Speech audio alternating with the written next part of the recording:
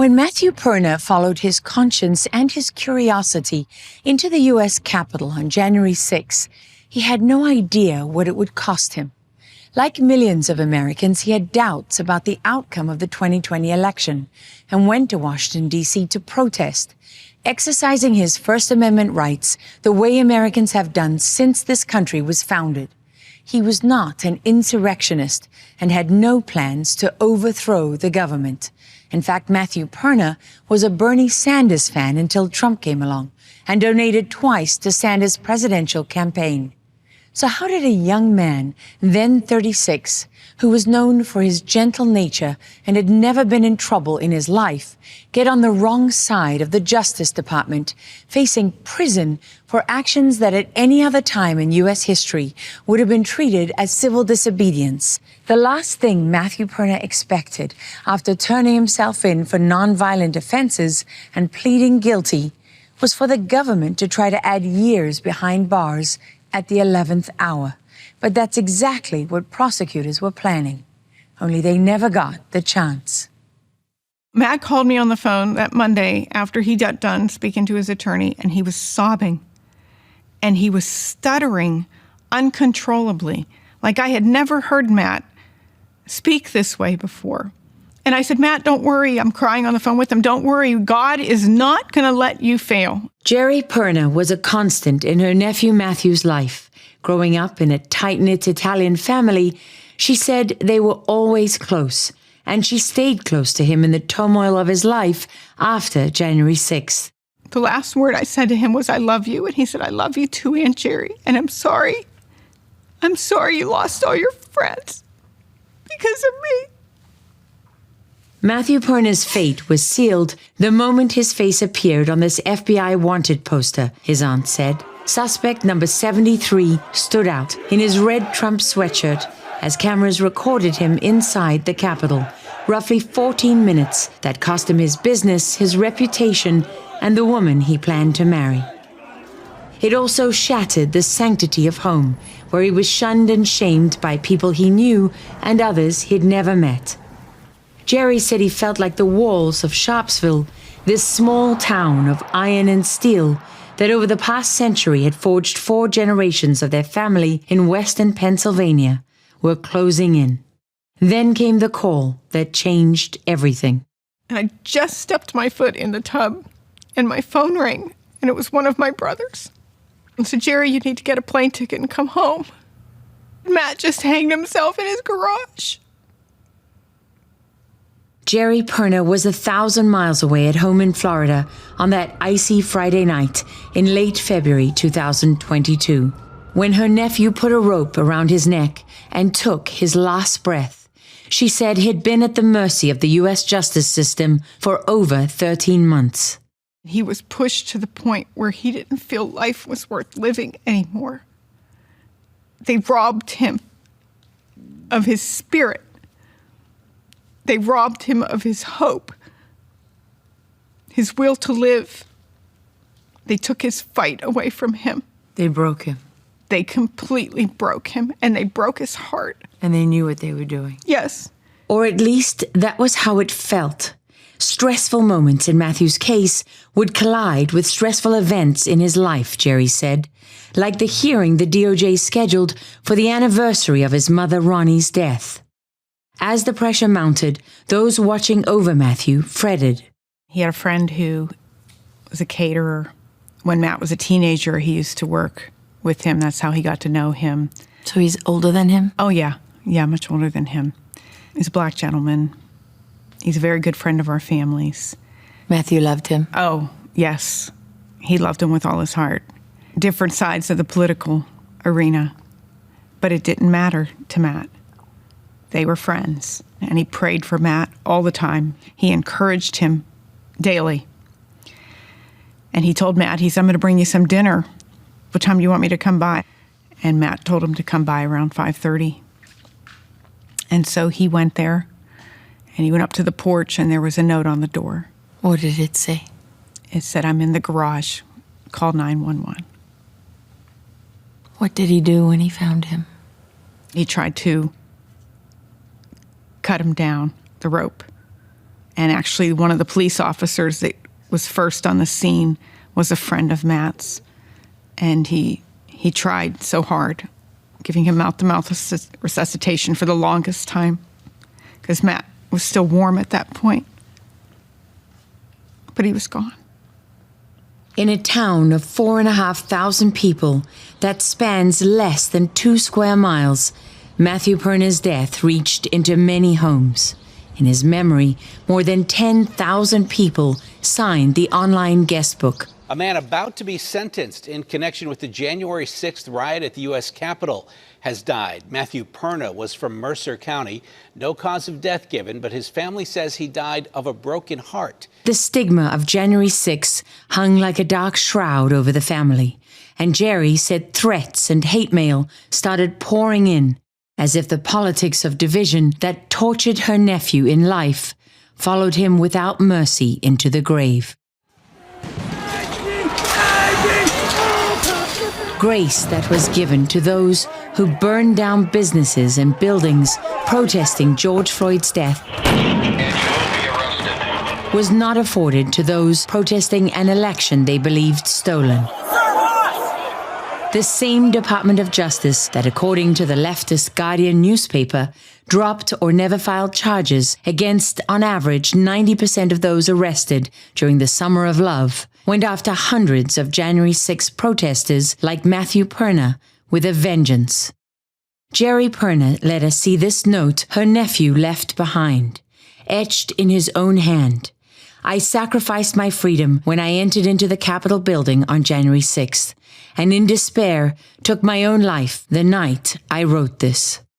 It was what the family had feared, and they leaned on Jerry as they often did, no one more so than her brother Larry, who'd already lost his wife, now his oldest son. Really nice. Thank you very much. Merry Christmas from Dixie. Thank you, guys. It was heartbreaking. I experienced loss before when Matt's mom died.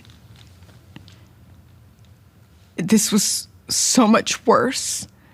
And he wasn't suicidal before January 6th, No. before any of this happened. No, Matt brought people together. That's not a person who's suicidal. That's not a person who isn't enjoying life. It's a person who had a zest for life.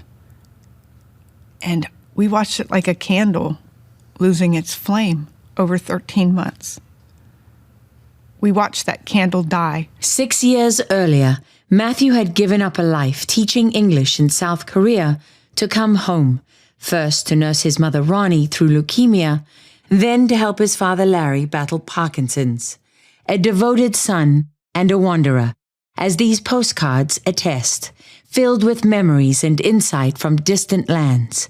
With his flair for languages, he had mastered Thai and was almost fluent in Korean. But his heart belonged to this country.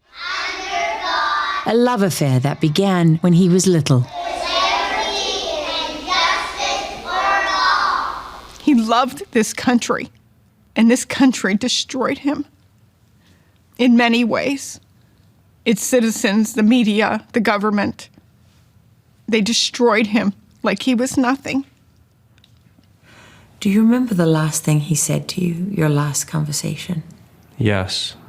He had delivered the news about what they were going to be doing, how they were going to add enhancements. They were going to add time to his sentence, and he was having a hard time talking. He was having to clear his throat like he was choking, and he kept checking the rearview mirror of his car. He was very anxious. He had some restless nights and was actually coughing up blood, that he had himself so worked up. From stress? From the stress. So it must have been difficult for you to see him like that. Oh my, yes. He literally rotted away from the inside out. 43-year-old Marcus Priester grew up a stone's throw away from his friend in one of the 5 small communities that stretch across the Shenango Valley. He told us that, unlike Matthew, he was a loner, and for him, the loss was beyond measure. I had so much anger in my heart. And I prayed for God to take that anger away. Yeah, I'll never fill that void. Best friend you ever had? Best friend I ever had. I suppose it's a gift. I was blessed to be a part of his life. You know, he had many friends. I was just one of his. Marcus and Matthew found common ground in running, pushing each other along the muddy trails that weave throughout the rich green forest that lined the valley where they trained for ultramarathons. At times, Marcus said, Matthew would ditch his shoes. You didn't run barefoot with him? I tried it one time at a beach, and it didn't go so well. But he would. He sure would. Yeah. Why? He had a love for the nature, a love for the earth and all the elements. He wanted to feel it through his feet. Yeah, he loved to breathe it in and to be a part of it. These are not the actions of a weak person. No. This man has run 15 miles of mountainous trail, and he ran it barefoot. I couldn't believe. I mean, he got back, and we took a good look at his feet, and they weren't looking too good. As they ran, Marcus said they would often talk politics. At first, Matthew did not share his support for Trump. Oh, we argued some and tossed it around quite a bit, and I opened his eyes. We like Trump because we're open-minded, and we're all about looking outside the box. And when you got a guy that's stepping up against the establishment, he was the first political leader I ever heard talk about fake news. We love that because we knew there is an agenda. I think everybody should know that by now. And if you're not walking in line with that agenda, look out. Some people would say, but he's a white supremacist and a racist, and he's divisive, and he's offensive, and he's xenophobic, and he's misogynist, treats women badly, unpresidential. It's a long list. Yeah, there sure is. Yeah, and a lot of it's, I would say most of that is not true. Joseph R. Biden Jr. is elected the 46th president of the United States. The results of the 2020 election made no sense to either of them, Marcus said, and drew them to D.C. on January 6, along with another friend, Stephen Ayers, then 38. They hoped Vice President Mike Pence would send contested results back to state electors for a closer look. It wasn't the first Trump rally Marcus had gone to with Matthew, and he told us the scene was familiar, the kind of crowd you'd find at any ball game. I know that everyone here will soon be marching over to the Capitol building to peacefully and patriotically make your voices heard today. When they joined the sea of Trump supporters heading for the Capitol, Marcus said violence was the last thing on their minds. So what they found when they got there surprised them. There were people all around me, and this crowd was forcing me forward, and it was hard to move away. These were mostly, larger, stronger men. I felt a military presence. A military-style presence. I don't know who these people were. They didn't seem like the same kind of people that I was with at the rally. So there was a noticeable shift. Yes, in everything, in the energy, and the people that were there. Yeah. That happened the moment you reached the Capitol? Yes. He recalled being swept up. The crowd was so violent, and it went from just peaceful people, and all of a sudden it was like people all around me pushing and like forcing their way, and there was people coming out with tear gas, and I said, that's close enough. And I had turned back, and I'd lost track of Matt, and I take myself back to that day over and over, and I wish I could have grabbed him and made sure that he didn't go forth, to go through that way. What lay ahead for Matthew is described in the notes an FBI agent took at his first interview a week later. He and his friend, Stephen Ayers, managed to stay together as they approached the Capitol from the west side. This was the scene outside the Senate wing doors less than 10 minutes before they entered the building. Perna stated there was no police presence at the top of the stairs, which surprised them. A mob of people started pushing their way into the doorway, pushing him inside the Capitol building.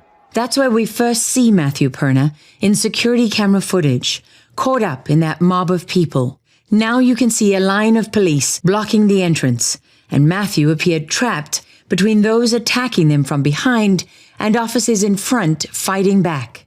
He managed to wrestle the flagpole away and kept his arms mostly raised to protect his face from the hard edge of a police shield that struck him over and over.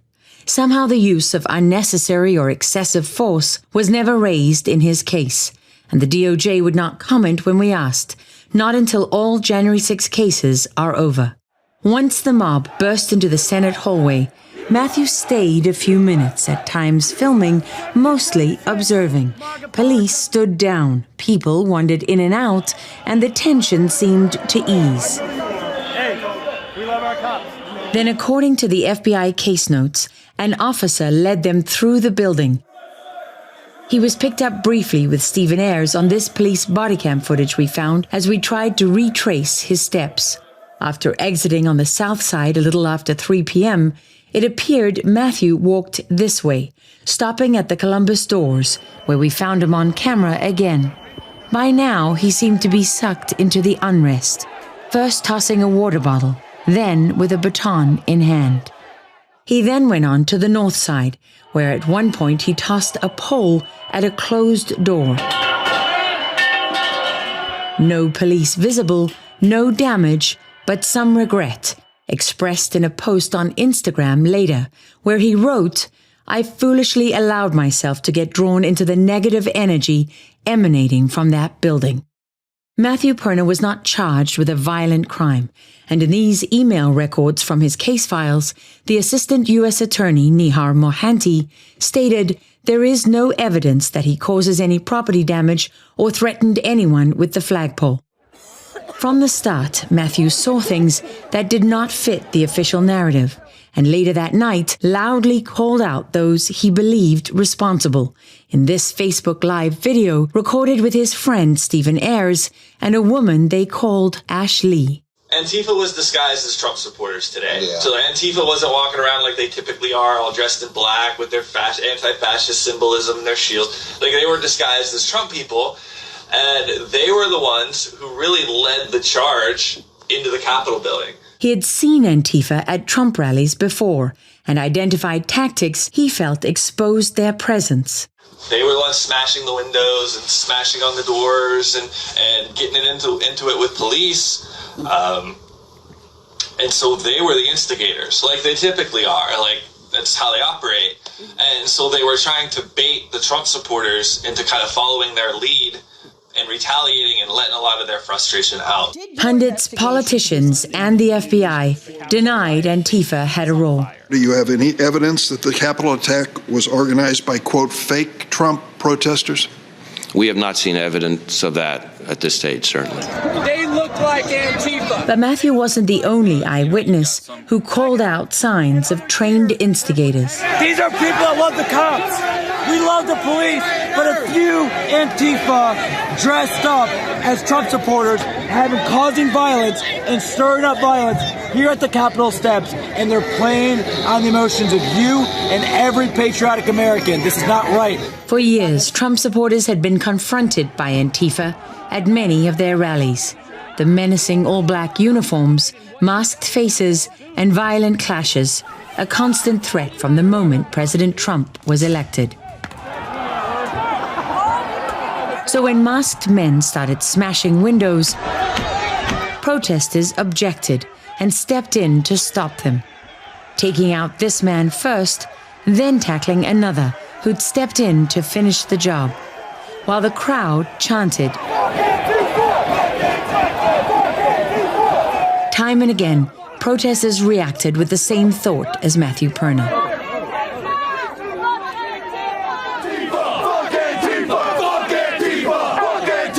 And there were other indicators. In this footage from January 6, a plainclothes officer from the Metropolitan Police Department, badge briefly visible, was captured talking to a Capitol Police officer and told him, "Well, we go undercover as Antifa in a crowd, so Can you put that back in? And about 2 miles from the Capitol, a transgender left-wing activist, Logan Leslie Grimes, was one of 3 counter-protesters arrested that morning, described by NBC News as Antifa. According to the police report we obtained, Grimes was charged with possession of an unlicensed firearm and unregistered ammunition that police said was found in the trunk of his car. Prosecutors dropped the charges, and Grimes's family declined to comment. Then there's the case of Landon Copeland, an Iraq war veteran and convicted J6 prisoner who clashed with police and later claimed to be part of the secretive anarchist movement. In an open letter, he wrote, "We are Antifa. We stand diametrically opposed to all centralized autocratic fascist governments." In this interview from prison, Copeland told Jim Hoft of the Gateway Pundit he was one of some 250 Antifa members who met in Alexandria, Virginia, the night before January 6th. Were you familiar with other Antifa activists who were there? Yes, absolutely. I don't want to go into any names or anything like this because I don't want to endanger their well-being. Okay. But yeah, there was meetings beforehand. There was text messages. There was Facebook messages. There was all kinds of stuff.